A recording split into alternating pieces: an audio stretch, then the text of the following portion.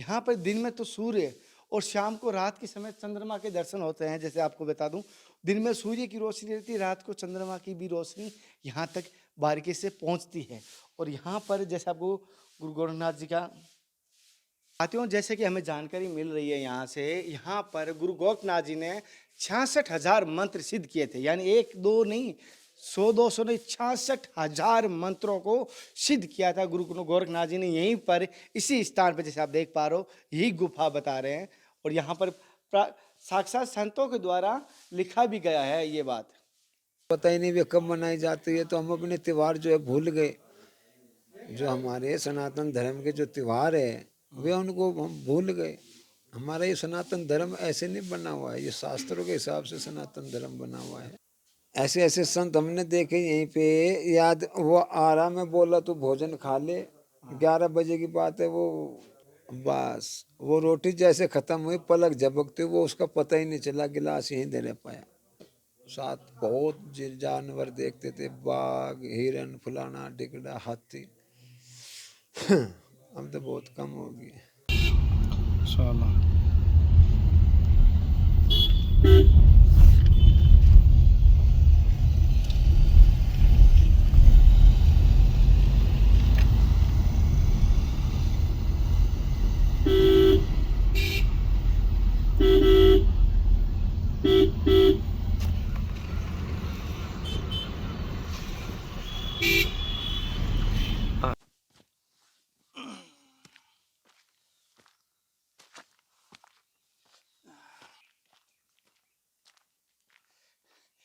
नमस्कार साथियों, आपका दोस्त, आपका भाई, आपका साथी, संतों के चरणों का दास, मैं कन्हैया शर्मा।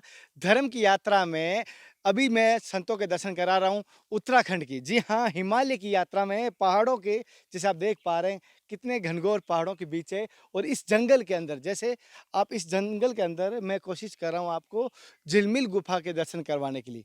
और आज जिन संतों के दर्शन होंगे उनका नाम है मुकेश गिरी जी। जी हाँ, उनके हम सत्संग और दर्शन करेंगे और आप हमारे साथ बने रहिए। साथियों, प्लेन में चलना तो आसान था इतने दिन, लेकिन हिमालय की यात्रा वृंदावन से, गिरनार की जैसी याद आ रही है। और चित्रकूट से तो बहुत हार्ड है। दिखा ना कितना ऊपर आए, देख पा रहे हैं, दिखाई दे रहा है साथियों। जैसे कि अब हम इस उस स्थान पे, गुफा के ठीक आगे हम पहुंच चुके हैं, झिलमिल गुफा के। यहाँ पर मैं आपको कोशिश करूँ, यहाँ के बारीकी से दर्शन कराऊंगा। जैसे आप देख पा रहे हैं, बाहर से एक बार आपको आकर दर्शन करवा रहे हैं। जैसे कि ये कहते हैं कि बारिश के मौसम में इतनी झिलमिल आती है, तारों की तरह टमटमाती है, इसलिए इसका नाम झिलमिल है। यहाँ पर झिलमिल बाबा ने भी तपस्या की है। दिखाना, ये कोई हाथ से किसी की बनाई गई नहीं है, ये प्राकट्य है, स्वयं प्राकट्य, जैसे आप देख पा रहे हो। और इस यहाँ के स्थान का महत्व मैं यहाँ गुरुजी से लेने की कोशिश करूँगा बाद में, लेकिन एक बार आप यहाँ के बारीकी से दर्शन कीजिए। ये जो दर्शन है, मानसिक यात्रा में आप मेरे साथ जुड़े हुए हैं।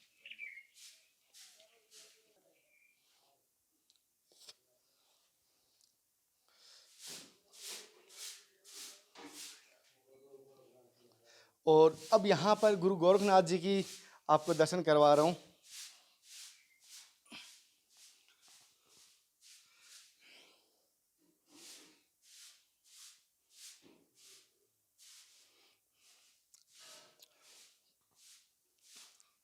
और गुफा में झिलमिल गुफा, इस नाम के आधार से मुझे लग रहा है हर जगह इनका जैसे अलग प्रकार का नाम के अनुसार इसकी आकृति, इसका रूप दिखाई दे रहा है झिलमिल की तरह, जैसे आप देख पाएंगे।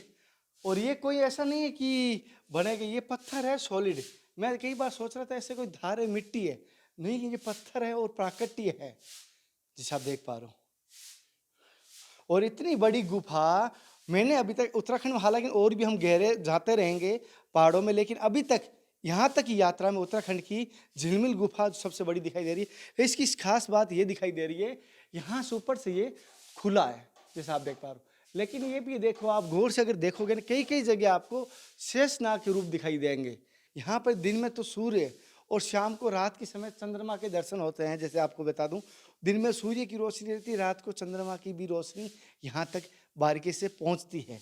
और यहाँ पर जैसे आपको गुरु गोरखनाथ जी का साथियों, जैसे कि हमें जानकारी मिल रही है यहाँ से, यहाँ पर गुरु गोरखनाथ जी ने 66,000 मंत्र सिद्ध किए थे। यानी एक दो नहीं, 100 200 नहीं, 66,000 मंत्रों को सिद्ध किया था गुरु गोरखनाथ जी ने यहीं पर, इसी स्थान पर। जैसे आप देख पा रहे हो, यही गुफा बता रहे हैं। और यहाँ पर साक्षात संतों के द्वारा लिखा भी गया है ये बात।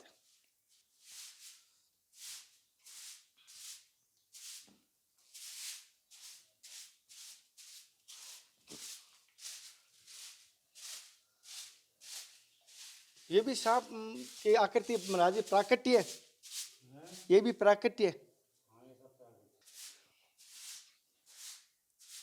साथियों, जैसे कि आप दिखा रहा हूँ, अब आपको ऐसे लग रहा है सांप की आकृति ये बनाई गई है, लेकिन ये प्राकृत्य है, यहाँ से इसी पत्थर से बनी हुई है। जैसे आप देख पा रहे हैं, ये कोई ऐसे हाथ से नहीं बनी हुई, इसी पत्थर की सांप की आकृति बनी हुई है। साथियों, जैसे कि मैं आपको चैतन धूने के दर्शन करा रहा हूँ, जिसको अखंड धूना कहता है, और चैतन धूना जो आदिकाल से चला आ रहा है। और यहाँ पर जो महंत है श्री मुकेश गिरी जी, उनकी सत्संग लेने की, उनका आशीर्वाद दिलाने की कोशिश करूंगा। लेकिन पहले मैं आपको धूने के दर्शन करा रहा हूँ, जैसे कि, और चैतन धूने का बड़ा ही महत्व है। यहाँ के महाराज जी से भी मैं लेने की कोशिश करूँगा। पहले मैं भाई से निवेदन करूँगा, चैतन धूने के सभी को दर्शन करवाए। हालांकि आरती का समय हो रहा है, उससे पहले हम दर्शन करवा देते हैं, क्यों अंधेरा होने से पहले। हालांकि बाद में भी कोशिश करूँगा आपको दर्शन करवाने की, लेकिन एक बार आप दर्शन कर पा रहे हैं। और जैसे कि आप किसी भी चैतन धूने में दर्शन करोगे, वहाँ त्रिशूल दिखाई देगी, चिमटा दिखाई देगा, भाला देगा, यानी शस्त्र भी दिखाई देंगे, ये ध्यान रखना। और महाराज जी से आप जैसे देख पा रहे हो, यहाँ पर गदा तक भी है, कमंडल भी है। इसका कई महत्व माना गया है। अच्छा, अभी जो यहाँ पर महाराज जी है, वो किस प्रकार के महाराज जी, कैसे हैं यहाँ पर, कब से हैं? गुरु महाराज हैं यहाँ पर तो बने ही रहते हैं, आगे दादा गुरु जी से फिर गुरु जी हैं। अच्छा। हाँ और महाराज जी जैसे ये कोई खड़क श्री जी कोई कर रहे हैं, या ऐसे ही है, या हाँ करते रहते हैं यहाँ पर तपस्या तो चलती रहती हैं। चलती रहते हैं? हाँ तपोस्थली है ना ये। अच्छा, यहाँ पर हर बार? हाँ तपस्या करती रहते हैं, दिन में रात में साधना करते ही हैं। अच्छा। हाँ जैसे यहाँ संतों की तपोभूमि है, और यहाँ तपस्या कभी ना कभी किसी प्रकार की चलते रही। जैसे इनके गुरु स्थान है, इनके दादा गुरु का भी इनका ये गद्दी रही है, अब इनके गुरु जी हैं यहाँ पर। और ये महाराज जी, आपका शुभ नाम? चमन गिरी। चमन गिरी जी हैं, जिनसे हमने जानकारी लेने की कोशिश की। और मुकेश गिरी जी यही है महाराज जी? और जैसे कि मुकेश जी गिरी जी महाराज जी यही है, इनके हम आशीर्वाद सत्संग लेने की कोशिश रहेगी। शायद वो ऊपर हमें दर्शन होंगे, तो ऊपर हम ले। हनुमान गुफा हुई, अब चालू किया गया।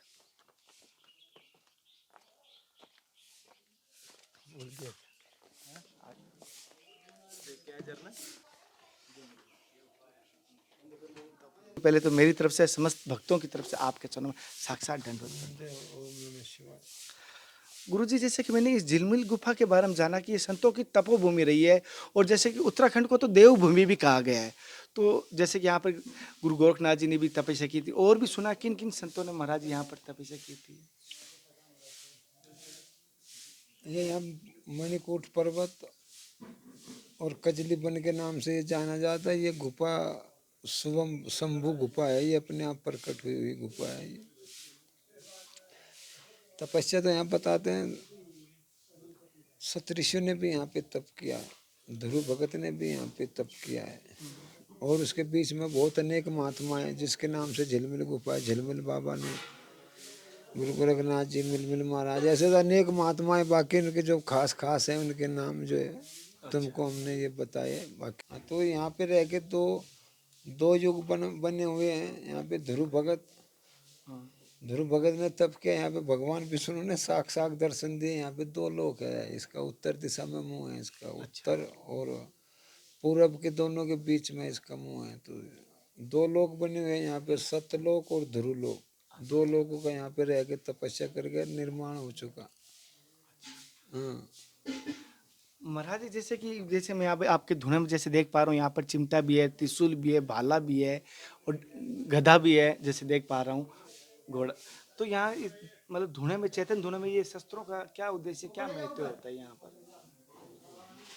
ये तो शस्त्रों को तो अपने, हमारे शस्त्रों की, सनातन धर्म में शस्त्रों की पूजा नहीं होती हम लोगों की। पहले हम गंगा दशहरे पे अपने जो ये पूजते थे, जैसे अपने घर में चकला हुआ, बेलन हुआ, और तेरा ये जो दूध पिलाने वाली रोखली हुई, चिमटे, फूकनी, जिससे पहले भोजन बनाने के लिए काम आते थी फूकनी, तो पहले हमारे ये देसी रिवाज तो ये तो आती है ना आती चलते आ रहे हैं। ये तो हम अब गैस चूल्हा आ गया, हमको यही नहीं पता कब हमारी होली पूजेगी, कब हमारे शस्त्र पूजते हैं, कब हम लोगों के जो एक माता है होली अपने लड़के के नाम की होली मनाती थी, हमको वो पता नहीं हो ही बोलते थे उसको, हमको पता ही नहीं वे कब मनाई जाती है। तो हम अपने त्यौहार जो है भूल गए। जो हमारे सनातन धर्म के जो त्यौहार है वे उनको हम भूल गए। हमारा ये सनातन धर्म ऐसे नहीं बना हुआ है, ये शास्त्रों के हिसाब से सनातन धर्म बना हुआ है। हाँ, किसी की दादी, पहले दादी तक का गोद देखता था आदमी कि हम जो रिश्ता करेंगे दादी का गोद देखेंगे, तो कोई बीमारियां नहीं होती थी, ठीक है ना। तो इस शास्त्रों के हिसाब से हमारा सनातन ऐसे नहीं बना हुआ है। तो जो हमारे ये महत्व जो तुम बोल रहे हो, ये शस्त्र जो बताए, तो पहले हमारे घर में भी पूछते थे ये। हाँ, तलवार वगैरह वगैरह ये हम घर में पूछते थे। तो कानून अलग हो गया, हिंदुओं पे कानून है और पे कानून नहीं।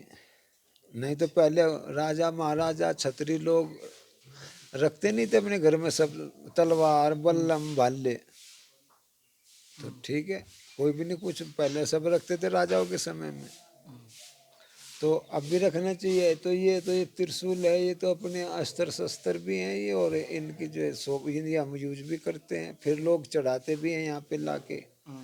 किसी की अपनी मंगत पूरी करा, कोई चिमटा चढ़ा गया, कोई त्रिशूल चढ़ा गया, कोई कुछ चढ़ा गया, उसके अब अपनी इच्छा है। जैसे कि महाराज गुरु जी, जैसे मैं चैतन्य धुने का सुना है कि यहाँ की आपके हाथों से कोई चुमटी भर भभूति मिल जाए तो उसकी मनोकामना भी पूर्ण हो जाती है।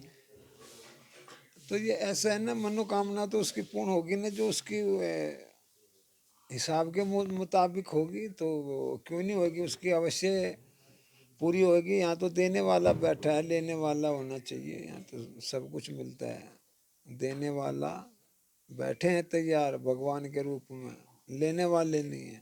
जी गुरु जी। महाराज जी, जैसे आप बच्चापन से बाल ब्रह्मचारी नहीं संत। नहीं नहीं, हम बच्चा नहीं, हाँ बच्चेपन से है, बाकी हमने अपने घर के अपने कर्म किए, किसान के बालक थे हमने, और कई समस्या आई थी घर की, कई समस्या सुलझा के हाँ है बचपन से ही। है ब्रह्मचारी संत। हाँ जी, हाँ बचपन से तो महाराज जी, ब्रह्मचारी। जैसे कि हमारे धर्म में मैंने कहा बहुत सारे चमत्कार होते हैं। जैसे महाराज जी, यहाँ पर सुना है उत्तराखंड में देवभूमि है, यहाँ आलोक दिव्य संत भी आज भी तपस्या साधना कर रहे हैं। आज भी यहाँ पर हम लोगों की आंखों पे पर्दा पड़ा हुआ है, ऐसी कोई बात नहीं। चमत्कार तो प्लेन में भी है, जहाँ भी साधु गृहस्थी ब्राह्मण जो भी है परमात्मा से जुड़ेगा, भजन करेगा, वही वही चमत्कार है। हम तो अपने विचारों में ही तो भटक रहे हैं, विचारों में ही अंधकार में जा रहे हैं। तो और विचारों से ही हम जो है परमात्मा के पास जा रहे हैं। तो यही जीव है, इसी जीव में हमारी जहर है, इसी जीव में हमारा प्रेम है, इसी जीव से हम अच्छी जैसा न खाए वैसा होए मन, इसी चीज़ से हम अच्छा खाएंगे, अच्छी सोच सोचेंगे, तो हम परमात्मा के नाम लेंगे, अच्छे ही तरफ जाएंगे। नहीं समझे?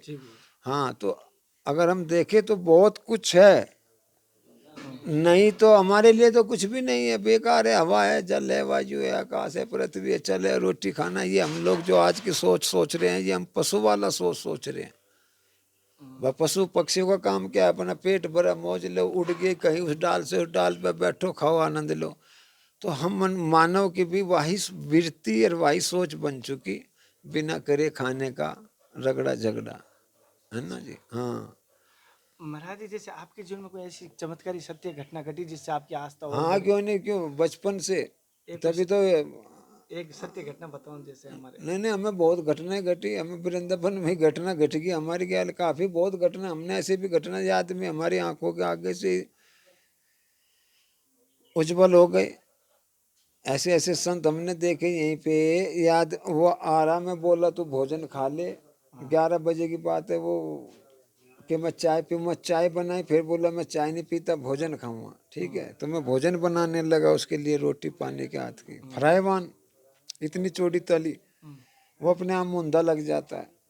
फिर मैंने पानी के हाथ की रोटी बनाई रात के 11 बजे, वो बोला मेरे को चाय बना, फिर हमने उसको चाय बनाई, बस चाय और गिलास ही उसको हाथ में दिया, वो बिस्कुट की तरह, जैसे डबल रोटी को नहीं मोड़ के चाय और डबल रोटी खाना, उस तरीके से वो चाय और वो रोटी को खाने लगा। बस वो रोटी जैसे खत्म हुई, पलक झपकते वो उसका पता ही नहीं चला, गिलास यहीं दे रह पाया। तो ऐसे ऐसे चमत्कार हमारे गुरुओं के बहुत चमत्कार है, ऐसे थोड़े, ये बहुत बचपन में ही देखने लगे थे, हमको बहुत बड़ी बड़ी चीजें दिखने लगी थी जब से हमने होश संभाला। गुरु जी का गुरु जी का भी अपना परमात्मा का, भगवान का हमको बचपन में ही दिखने लगे थे। हाँ, बचपन में ही बहुत सारी घटनाएं हैं, बहुत घटनाएं हैं। आज लोग, हम अपने बचपन से लेके आज तक हमने कोई जीवन में संकट नहीं उठाया। बस महाराज जी, यहाँ पर किस प्रकार के जंगली जानवर भी आते हैं क्या कोई? अब तो कोई नहीं, पहले आते थे भालू, बाघ और हिरन वगैरह वगैरह, अब तो नहीं आते। अब यहाँ जब से ये आश्रम उश्रम बन गए ना चारों तरफ, हाँ, तो तब से ये यहाँ आने बंद हो गए। इधर रास्ते में इस साइड से आते थे, जंगल है तो यहाँ पे इधर एक दो लोगों ने अपनी दुकानें ये बना दी, यहाँ पानी पीने के लिए आते थे, तो तब से नहीं आते ये। अब मतलब 2011-12 से कम हो गए, नहीं तो यहाँ पे बहुत जिनावर आते थे यहाँ पे। 90 के दशक में, 2000 में, 2005-6 तक, 7 बहुत जानवर देखते थे, बाघ, हिरन, फलाना टिकड़ा, हाथी। अब तो बहुत कम हो गए। महाराज जी, जैसे आपके पास कोई भी भगत आते हैं, साधक भी आते हैं, तो आप उनको क्या मार्ग कहते हैं भगवत प्राप्ति के लिए? नहीं, ऐसा है, हम लोगों से तो कोई ऐसा प्रश्न ही नहीं करता। अब कोई अगर ये ऐसा है ना, कोई जिज्ञासा हो, हम लोग ऐसे नहीं है कि कोई आए या ना हमको तो लालच दे रहा 100 रुपये का पता, हम 10,000 20,000, यहाँ लालच का काम नहीं है। तो शिक्षा जिसको लेनी है, यहाँ सेवा कर, यहाँ वो काम नहीं है कि भाई हम किसी को क्या बताए। जिसकी जो जिज्ञासा है, जिसका जो प्रश्न है, उसको उत्तर दे देते हैं। जी हाँ, जिसका जो प्रश्न है उसी को तो उत्तर दिया जाएगा। अब ऐसे तो नहीं हम किसी को बोलते, अपने तरफ से तो नहीं, हम ऐसे ही भाई यहाँ बैठ के अपना बोलते जाओ बोलते जाओ, अपना ध्यान में रहते हैं। हाँ, कम ही बोलना होता है जी। महाराज जी, कोई भूल चूक गया, बहुत समझ गए मुझे माफ। कोई भूल चूक नहीं बच्चे जी। साथियों, जैसे कि मैं महाराज जी के दर्शन करवाने की कोशिश की और सत्संग भी लेने की कोशिश की, और ये सभी दर्शन मेरे गुरु कृपा से, मेरी हरि कृपा से हो रही है। आप सभी का आशीर्वाद ऐसे ही बना रहे। आज की धर्म की यात्रा में मैं झिलमिल गुफा के दर्शन कराए, महाराज जी के दर्शन कराए, सत्संग करवाई, आपको कैसी लगी मुझे ज़रूर बताना।